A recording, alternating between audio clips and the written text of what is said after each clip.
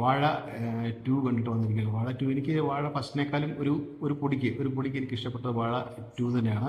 നല്ലൊരു അതിനകത്തെ സെൻറ്റിമെൻ്റൽ സീനൊക്കെ വാഴ ഫസ്റ്റിലും സെൻറ്റിമെൻ്റൽ സീനൊക്കെ ഉണ്ടെങ്കിലും വളരെ നമുക്കൊരു ഇമോഷണലായിട്ട് തോന്നിയത് വാഴ 2-ലെ സെൻറ്റിമെൻ്റൽ സീനൊക്കെയാണ് അത് തോന്നിയത്.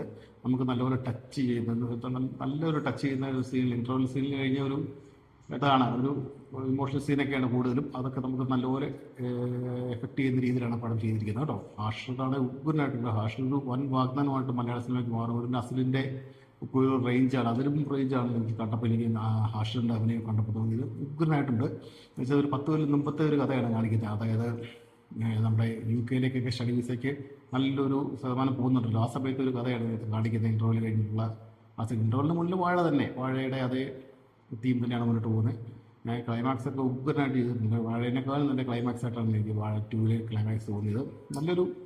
ഒരു സെൻറ്റിമെൻ്റൽ മൂവി കേട്ടോ. എന്ന് വെച്ചാൽ മുഴുവൻ എന്തായിട്ട് ഞാൻ ഉദ്ദേശിക്കുന്നില്ല, ഒരു നല്ല സെൻറ്റിമെൻ്റൽ മൂവിയായിട്ടും ഇത് മാറിയിട്ടുണ്ട്. ഉഗ്രനായിട്ടുണ്ട്. എന്ന് വെച്ചാൽ വേറെ മടുപ്പിക്കുന്ന സീനോ അങ്ങനെയൊന്നും ഇതിനകത്തില്ല.